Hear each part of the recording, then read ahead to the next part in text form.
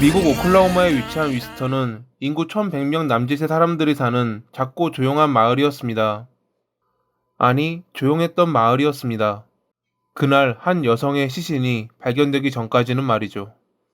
2009년 5월 8일, 위스터 인근에 있는 야산에서 패러글라이딩을 즐기던 A는 벌목 구역에서 조금 떨어진 정상 인근에 홀로 있는 사람 형상을 보았습니다. 처음에는 등산객이라 생각했지만 전혀 움직임이 없었던 것이 이상해 다가간 A의 눈에 들어온 것은 부패해 가는 사람의 시신이었습니다. 그는 곧바로 자신이 본 장면을 경찰에 신고했고, 그렇게 신원 미상의 여성 시신이 발견됐습니다. 다행히 이틀 만에 치과 기록을 통해 확인된 시신의 신원. 그녀는 5월 5일에 실종된 것으로 알려진 조디 레일리 윌슨이라는 여성이었습니다.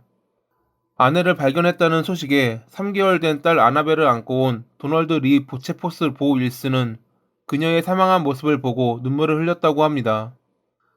2003년 고등학교를 졸업해 간호사가 되려 했지만 결국 가구점 사무직 일을 하며 평범한 삶을 살았던 조디.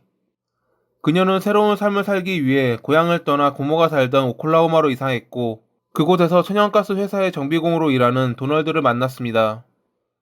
타지로 떠난 딸을 항상 걱정하던 조디의 아버지는 어느 날 딸로부터 자신이 할아버지가 된다는 전화를 받게 됩니다.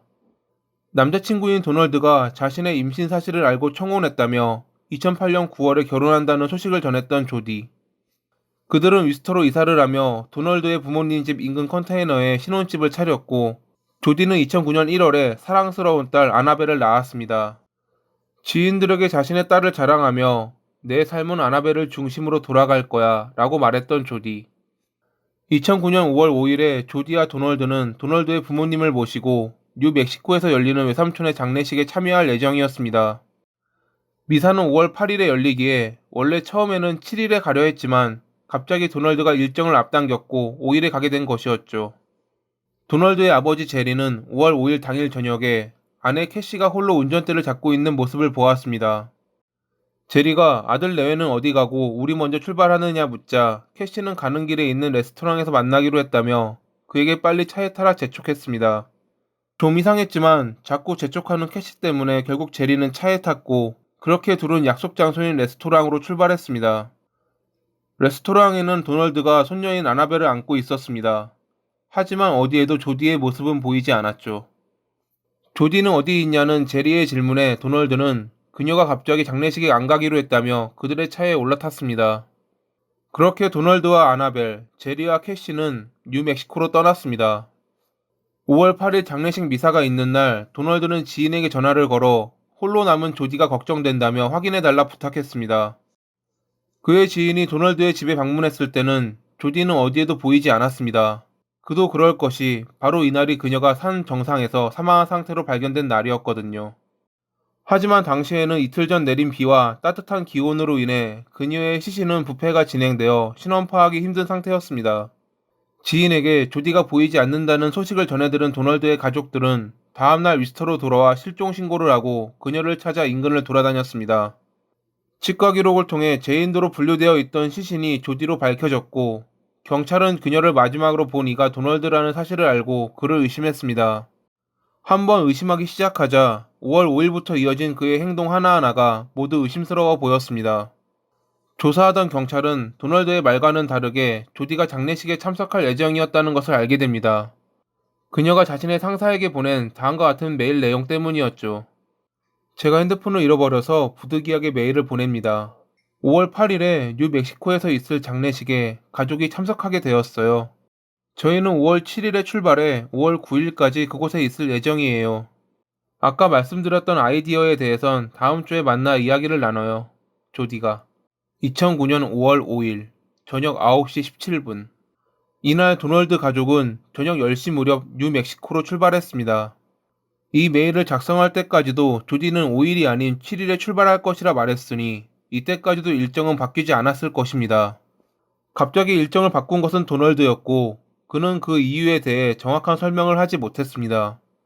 사건 발생 한 달 후 한 레스토랑의 주차장에서 조디의 차가 발견됩니다. 이 레스토랑은 5월 5일 저녁 도널드가 부모님과 합류했던 장소였습니다. 레스토랑의 주인은 그 차가 한 달 전부터 있었고 근방에 차를 버리고 가는 이들이 많았기에 그런 차 중 하나라 생각했다고 합니다. 견인시킬 당시까지도 열쇠가 그대로 꽂혀 있었다는 조디의 차. 레스토랑에는 감시 카메라가 있었지만 고장난 상태였고 주차장에는 감시 카메라가 없었기에 누가 차를 버리고 갔는지는 알 수 없었습니다. 상황을 정리해보면 다음과 같습니다. 5월 5일 저녁 9시 무렵 조디는 직장 상사에게 7일부터 장례식에 참여하기 위해 뉴멕시코로 떠난다는 메일을 보냈다. 예정과는 다르게 도널드의 가족은 5월 5일 저녁 뉴멕시코로 출발했다. 도널드의 부모님은 레스토랑에서 도널드와 손녀를 태웠지만 조디는 보지 못했다.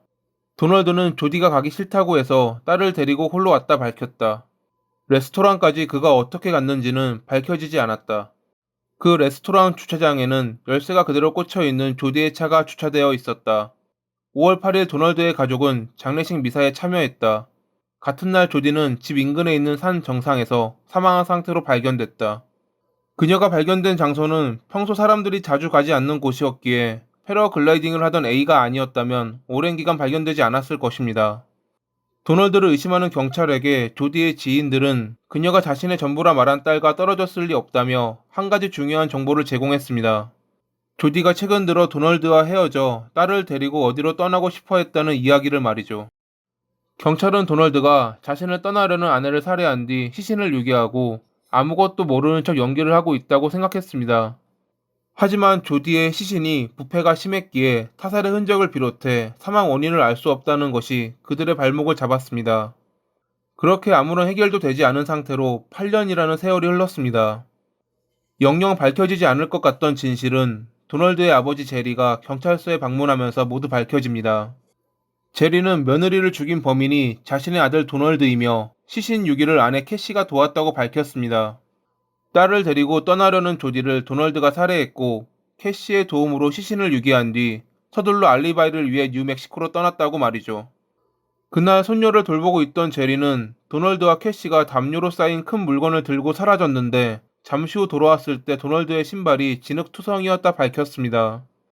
당시에는 담요에 쌓인 큰 물건이 무엇인지 몰랐지만 조디가 발견된 장소가 진흙으로 덮인 벌목구역 인근이었다는 것을 알았을 때 모든 사실을 알아차렸다고 합니다. 아들이 며느리를 죽이고 아내가 시신 유기를 도왔다는 사실을 말이죠. 그동안 가족을 위해 침묵했지만 결국 죄책감 때문에 모든 사실을 고백한 제리. 2017년 9월에 조디의 죽음과 관련된 혐의로 도널드와 캐시는 체포됐습니다. 처음에 그들은 범행 사실을 부인했다고 합니다. 하지만 결국 도널드는 조디를 살해한 혐의로 징역 5년을 선고받는 유죄 협약을 체결하며 감옥으로 향했습니다. 캐시는 공무집행 방해 등 경범죄를 적용받아 1년의 징역을 선고받았습니다. 사실 그들은 더 많은 형량을 받을 수 있었으나 조디의 부모님이 손녀 아나벨을 위해 유죄 협약을 승인하며 낮은 형량을 선고받았던 겁니다. 조디의 아버지 짐 레일리는 다음과 같이 말했습니다.